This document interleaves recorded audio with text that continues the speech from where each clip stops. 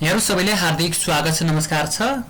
तपाई हाम्रो च्यानलमा नयाँ हुनुहुन्छ भने हाम्रो च्यानललाई सब्स्क्राइब गर्नुहोस् र नयाँ भिडियोहरु तपाईले पाउन सक्नुहुनेछ र युट्युबमा गएर आइडिया संसार खोज्नुभयो भने तपाईले त्यहाँबाट प्लेलिस्ट हेर्नुभयो भनिसकेपछि त्यहाँबाट हामीले अपलोड गरेका भिडियोहरु पाउन सक्नुहुनेछ।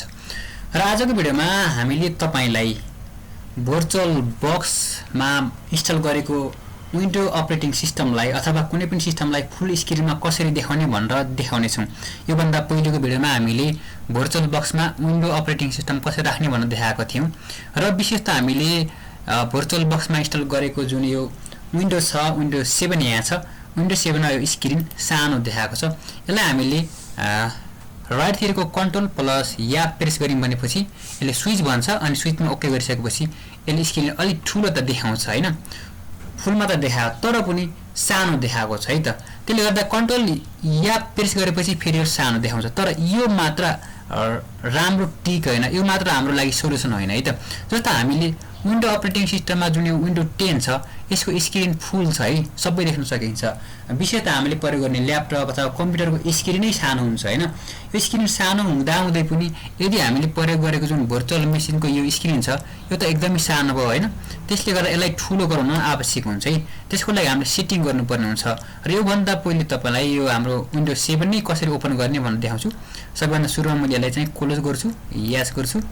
यसलाई मैले क्लोज गर्दै छु, तपाईले देख्न सक्नुहुन्छ। यहाँबाट सेभिङ भिएम भनेको छ, यसलाई मैले फेरि पनि बन्द गर्छु र तपाईले देखिसक्नु भएको छ यहाँ कम्प्लिटली हामीले यो भर्चुअल मेसिनलाई बन्द गरेका छौं है त। भर्चुअल मेसिनलाई खोल्नको लागि यहाँबाट VIRTUAL भर्चुअल खोजौं अनि ओराकल भनेको छ, यहाँ ओराकल भर्चुअल बक्स भनेको छ। यसलाई म क्लिक गर्दै छु। यसलाई क्लिक गरिसकेपछि अब यो ओपन हुँदैछ। केही समय हामीले वेट गर्नुपर्ने हुन्छ। तपाईको सिस्टम राम्रो छ भने छिटो ओपन हुन्छ। अब त्यसपछि यहाँ मैले दुईटा अपरेटिङ सिस्टम यो भर्चुअल मेसिन जुन छ यसमा विन्डो 10 पनि छ विन्डो 7 पनि छ है। हामीले धेरै अपरेटिङ सिस्टम राख्न सक्छौं। यदि तपाईको कम्प्युटरको जुन र्याम अनि त्यसपछि हार्ड डिस्कको साइज ठूलो छ भने जति पनि राख्न सक्नुहुन्छ है त। अनि त्यसपछि अब हामीले विन्डो 7 खोल्दै छौं है त। विन्डो 7 मैले क्लिक गरे अनि यहाँबाट स्टार्टमा क्लिक गर्छु है त। स्टार्टमा क्लिक गरिसकेपछि हामीले केही समय वेट गर्नुपर्ने हुन्छ। वेट गरिसकेपछि मात्र यो अपरेटिङ सिस्टम राम्रोसँग खुलिनेछ है त। र हामीले एकैपटक एउटा सिस्टममा अथवा एउटा डिभाइसमा दुई भन्दा बढी अपरेटिङ सिस्टम एकैपटक ओपन हुनको लागि यो भर्चुअल बक्स प्रयोग हुन्छ। यहाँ ओपन हुँदैछ, रिस्टोरिङ भर्चुअल मेसिन भनेको छ। तपाईले केही समय वेट गर्नुपर्ने हुन्छ, म पनि वेट गर्दै छु। ल तपाईले देखिसक्नु भयो यो ओपन भयो है त। जब हामीले यसलाई फुल स्क्रिन गर्छौं तब हामीले यसरी देख्न सक्छौं है त। यो फुल स्क्रिन त भएको छ तर हाम्रो स्क्रिन अनुसार ठ्याक्क मिलेको छैन है त।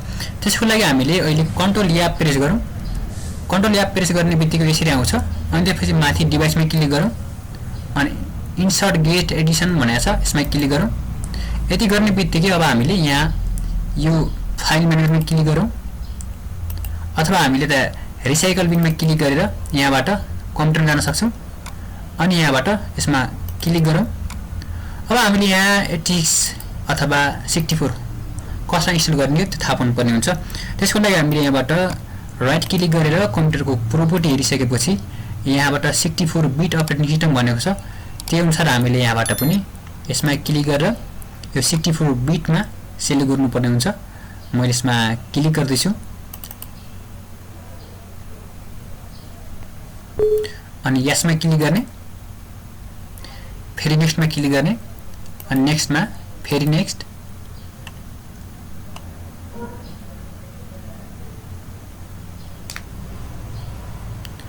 यसलाई डन्ट इन्स्टल गरौँ, यसलाई पनि डन्ट गरौँ।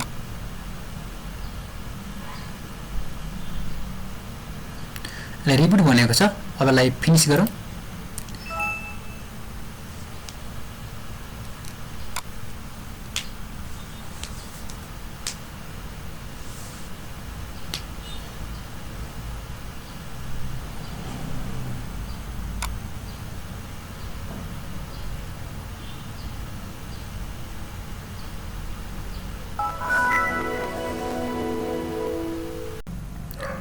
र तपाईले देखिसक्नु भएको छ हाम्रो यहाँ सिस्टम खुलिसकेको छ है त। यसमा तपाईले फुल स्क्रिन गर्नको लागि तपाईले कन्ट्रोल या प्रेस गर्नुभयो भने यो चाहिँ यसरी फुल स्क्रिन हुन्छ। अझ राम्रोसँग यो पुरै स्क्रिनमा देखाउनको लागि Ctrl+C गर्नुभयो भने, यसलाई स्विच गर्नुभयो भने यसरी चाहिँ फुल स्क्रिन हुन्छ।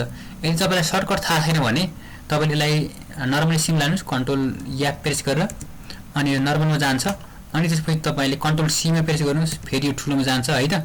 अब तपाईले हाम्रो जुन यो ओराकल भर्चुअल बक्स छ, यो भर्चुअल बक्सको तपाईले माथि सेटिङबाट हेर्न सक्नुहुन्छ।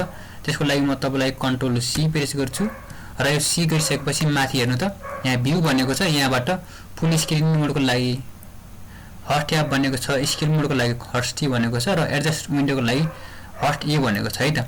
र यसरी हामीले हट ए मा अथवा हट+A प्रेस गरिम यसरी चाहिँ स्क्रिनमा एडजस्ट हुन्छ है त।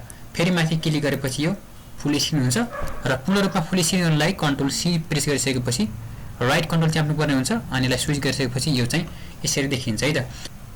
अझै पनि तपाईले मिले जस्तो लाग्दैन भने राइट क्लिक गर्ने अनि त्यसपछि स्क्रिन रिजोल्युसन भनेको छ, यसमा क्लिक गर्ने।